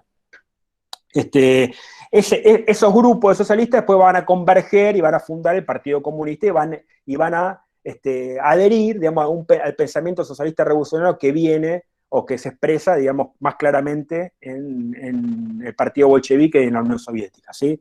Como para entenderlo. Y durante un tiempo van a estar muy enfrentados, ¿no? Hasta que viene el nazismo y que terminan en un frente único, terminan unirse. Bueno, pero para entenderlo, en ese momento, digamos, los comunistas, podríamos decir, o los revolucionarios, acusaban a los socialdemócratas de estar favoreciendo los intereses de la gran burguesía, ¿no? Y de que de esa manera, por ese camino, se iba al fracaso, y de hecho se fue al fracaso, ¿no? Sí. La República de Weimar terminó en el fracaso y terminó en el peor de las catástrofes de la historia, ¿no? De la historia del siglo XX al menos. Bueno, para ver también las colaboraciones, antes veíamos una foto de Rodchenko a Hartfield, acá lo que vemos es una colaboración entre Bárbara Stepanova, ¿no? La constructivista rusa, y John Hartfield. Fíjense también la contemporaneidad de ese logotipo que hacen para la revista utilizando los métodos fotográficos, ¿no? Ahí se publica, es una revista en el extranjero, se publica esa ilustración que veíamos recién de Hartfield. Bueno, como lo que se ve es un lenguaje visual, digamos, muy, muy avanzada para la época, ¿no? Alguna de las publicaciones, en este caso lo que se ve esa imagen, es un fotomontaje que hace antes de que Hitler, digamos, dé golpe de Estado y tome el poder en Alemania, estamos hablando de 1932, donde digamos, vincula a Hitler con el Kaiser Guillermo II, ¿no? Que es el Kaiser que llevó a la catástrofe a Alemania en la Primera Guerra Mundial. O sea, lo que toma es una fotografía, un retrato del Kaiser, de los más conocidos, o sea, cualquier alemán de la época, o cualquier persona de la época sabía que ese era el retrato del Kaiser, y lo reemplaza con la carita de Hitler, ¿no? Una operación, podríamos decir, que hoy la vemos todos los días y yo siempre lo digo, lo dice todo el mundo, digamos, se lo ve todos los días en los memes que nos llegan por los teléfonos, ¿no? Es decir, los recursos de Herfield que utilizó Herfield en los años 20 y 30, digamos, son recursos que están a la orden del día. Y utiliza justamente, hace juegos de palabras con la famosa frase del Kaiser, digamos, que llevaba a Alemania a la victoria, ¿no? Y que retoma Hitler, ¿no? Porque Hitler se propone refundar el imperio alemán, ¿no? Por eso se llama el Tercer Reich, ¿no? El Segundo Reich, que es el de Guillermo II, él dice el Tercer Reich, o sea, el tercer imperio, ¿no? Y bueno, y Herfield digamos, hace esos juegos de palabras, ¿no? Burlándose y asociando una figura, digamos, que para cualquier alemán era la figura del fracaso, ¿no? Bueno, esa imagen después va a ser retomada ya en época, en el año que se inicia la Segunda Guerra Mundial, cuando ya se ve que Alemania e Inglaterra se van a enfrentar, una revista de fotoperiodismo de Londres, ¿no? Inglesa, de gran tirada, toma la imagen de Herfield, ¿no? Y la utiliza ya para, digamos, dirigirse contra Hitler como el hombre que va contra Europa, ¿no? Bueno, para adelantarme, obviamente que Herfield, cuando viene el nazismo, tiene que exiliarse, tiene que escaparse, ¿no? Logra salvarse, otros compañeros de él caen, digamos, en la tortura y en la muerte, digamos, de los nazis, él logra sortear, viaja a Checoslovaquia, y cuando Hitler invade Checoslovaquia, va a París, y cuando Hitler ya se ve que va a avanzar a París, se va a Inglaterra, en Londres, y en Londres termina en un campo de concentración, ¿no? Porque era alemán. Los ingleses también tenían campos de concentración, ¿no? Bueno, otro famoso retrato de otro anterior, fíjense, de 1928, digamos, desnudando lo que era el fascismo italiano, ¿no? Entonces, un folleto justamente de crítica política hacia lo que estaba pasando en Italia, y nuevamente hace esta intervención, ¿no? Este montaje que, repito, se construye en parte cortando y pegando, y luego terminando de coser y de fundir, digamos, de ocultar, de disfrazar el corte en el cuarto oscuro, ¿no? Donde monta, digamos, la imagen la imagen esa es un retrato de Mussolini, ¿no? Convertido en una calavera de Mussolini con los muertos y demás. Y Mussolini tenía una famosa frase que decía, que en un famoso discurso que dice: voy a cambiar la cara de Italia en los próximos 15 años, ¿no? O sea, decía que él, detrás de él, ¿no? Iba a cambiar Italia, iba a ser Italia potencia, etc. Bueno, dice, el rostro del fascismo, ¿no? Y creo que está todo dicho, no hay que explicarlo ni mucho menos, ¿no? Pero siempre está la imagen que ya es muy contundente en sí misma, y el anclaje el anclaje del texto que termina de rematar, de darle sentido, o agregarle otra capa de sentido a la imagen, o por lo menos en términos de Garfield, de generar esa propaganda sistematizada, ¿no? Saber hacia dónde dirigir claramente el significado. Y ese es el arte de Garfield, ¿no? Que sabe dirigir el significado. Para eso lo ayudaba mucho el hermano, trabajaban en dupla, ¿no? Bueno, el famoso fotomontaje que fue tapa de la revista AIZ, frente al fracaso de la Conferencia de Ginebra, ¿no? La Conferencia de Ginebra de 1932 fue una conferencia donde se reúnen todos los países, o gran parte de los países del mundo, ¿no? Obviamente estaban sentadas todas las potencias del mundo, para llegar a un acuerdo de paz. La idea era llegar a un acuerdo de paz, ¿no? De ahí el fracaso es justamente la paloma de la paz, atravesada por una bayoneta, ¿no? Y detrás se ve el edificio de Ginebra, donde se desarrolló la conferencia. La Unión Soviética, en ese momento ya Lenin había muerto, pero estaba Stalin, digamos, pide el desarme total e inmediato de toda Europa, ¿no? Inglaterra dice ni en pedo, ¿no? Y Francia dice no, se niegan totalmente a desarmarse, y Alemania se retira, ¿no? De la conferencia, y se fracasa la conferencia, y después, poco después, viene Alemania todavía en la época de la República de Weimar, ¿no? Y después, bueno, viene toda la alzada del armamentismo en Europa, que va a llevar al conflicto terrible de la Segunda Guerra Mundial. Bueno, al mismo tiempo, Herfield, que hacía todo este trabajo, digamos, más de sátira política, ¿no? De crítica política, a través de la imagen, él trabaja para la editorial del hermano, ¿no? Acá lo que tenemos, el isotipo, lo llamaríamos hoy, el signito de la editorial Malik, fundada por Wilhelm Herfelde, o William, no sé cómo se pronuncia, en 1917, ¿no? Y nuevamente miremos en esos jueguitos, ¿no? De recursos gráficos bien dadaístas, arma un signito, podríamos llamarlo hoy, ¿no? Un isotipo, muy contundente y muy contemporáneo. Para Malik hizo decenas y decenas de tapas de libros que, si a ustedes les interesa, bueno, yo acá les muestro una panorámica, ¿no? De 8 tapas de Herfield, muy, muy interesante, y para el que quiera puede investigar, porque el trabajo siempre utilizando la fotografía, pero no siempre, incluso en algunas, base a la síntesis gráfica. Recuerden que Herfield se había formado en la Escuela de Arte de Oficio, y particularmente en lo que tenía que ver con la publicidad y la tipografía, ¿no? Y él lo utiliza para las tapas de los libros del hermano. Pero yo les quiero mostrar un caso que es muy divertido, ¿no? Y que me parece que grafica claramente el espíritu de Herfield, ¿no? Y cómo, digamos, hacen uso, ¿no? Hacen uso de los recursos experimentados en el dadaísmo, ¿no? Pero ya en este caso para un emprendimiento comercial, como es una editorial, ¿no? Que además que ser un emprendimiento cultural y político, también tiene que sostenerse en términos económicos. Esta es una tapa que Herfield diseña para un libro, una novela de un autor norteamericano, Upton Sinclair, que se llama así, Alcohol, donde él hace este montaje, esta metonimia de suplantar la columna, digamos, donde el borracho se agarra para vomitar, por una botella de whisky. Una botella de whisky muy conocida, una botella de whisky inglés, ¿no? ¿Qué va a pasar? Digamos, ¿cuál es la anécdota de esto? Que sale la publicación, imagínense, cientos de libros en las librerías alemanas, ¿no? De la época, y claro, la compañía, ¿no? La empresa de whisky, hace una demanda contra la editorial. ¿Cómo vas a usar a mi whisky para hablar del alcoholismo, ¿no? Y en estos términos, ¿no?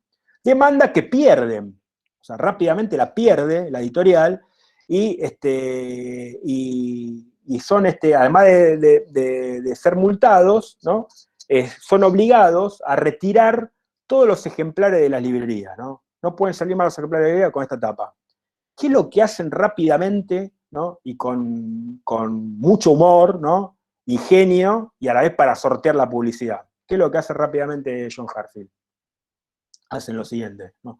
Tapan a la etiqueta de la botella con el texto de la orden judicial, ¿no? Misma. Entonces dice, orden judicial, se prohíbe la editorial Malik bajo pena de multa o prisión, y cuando llega a la parte de que se mencionaba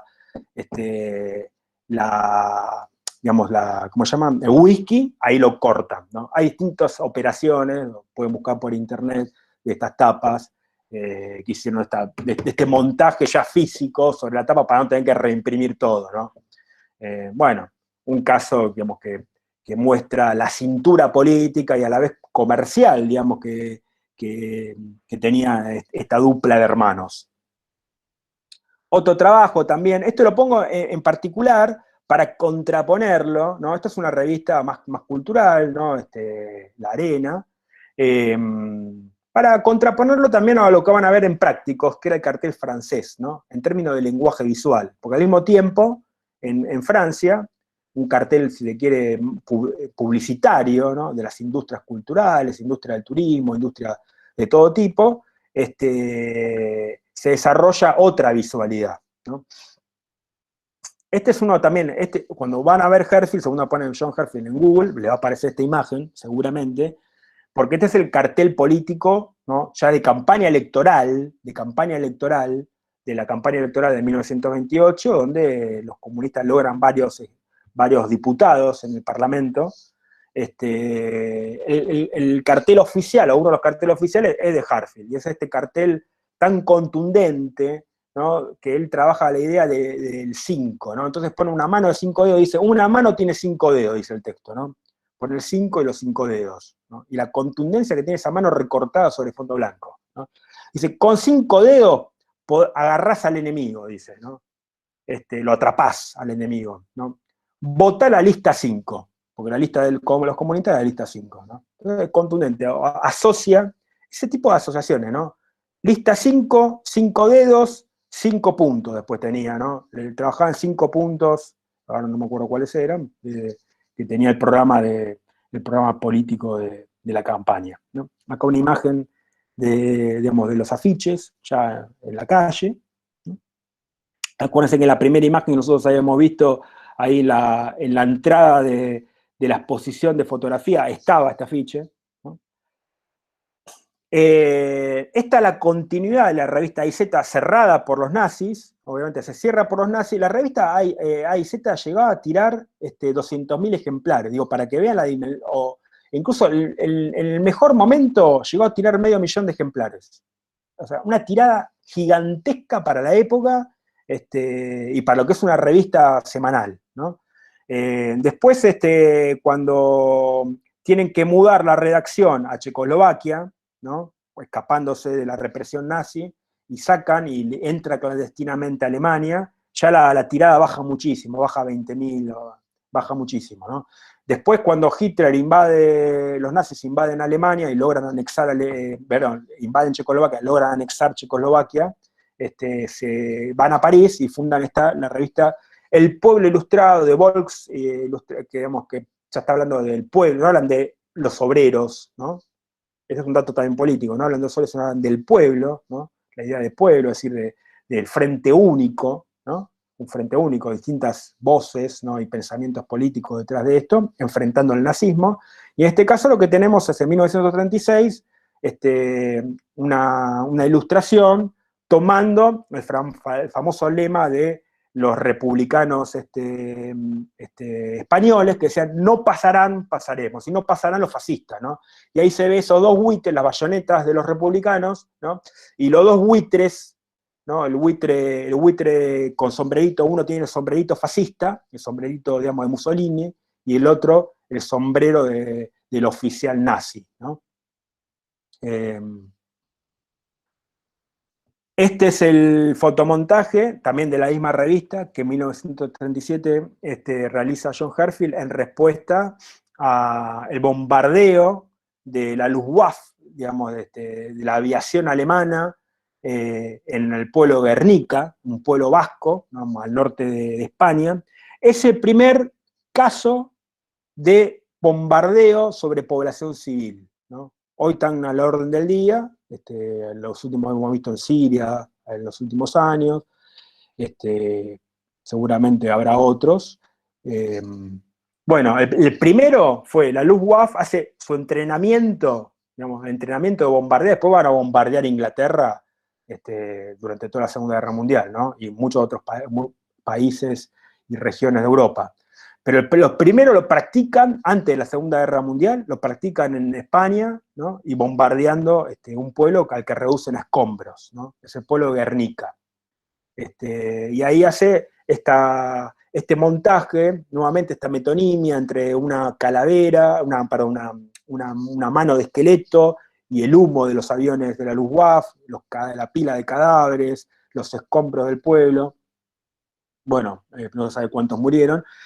Y para cerrar la charla, ya estamos bien en tiempo, estamos cerrando horario, ¿no? Para cerrar la charla yo quiero mostrar, porque así como Herfield le hace un homenaje y una denuncia, ¿no? a la aviación alemana y al Estado alemán de ser, digamos, el responsable de esa masacre en España, piensen que la República Española tuvo que enfrentarse no solo a Franco y a los ejércitos monárquicos, sino que esos ejércitos monárquicos estaban apoyados por los ejércitos nazis y los ejércitos italianos, ¿no?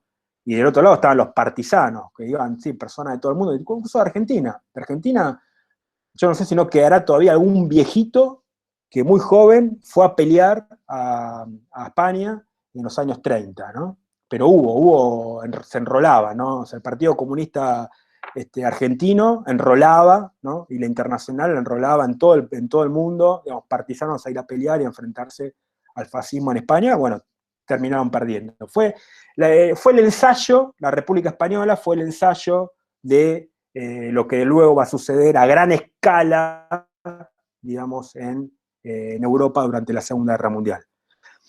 En ese año 37, se realiza la exposición de artes decorativas de París, la famosa exposición, así como se ha hecho en el 25, donde surge lo del Art Deco, ¿no? ¿Se acuerdan que hoy vamos a ver Cassandre gana el primer premio de afiche y Rodchenko saca el premio de plata de afiche, ¿no?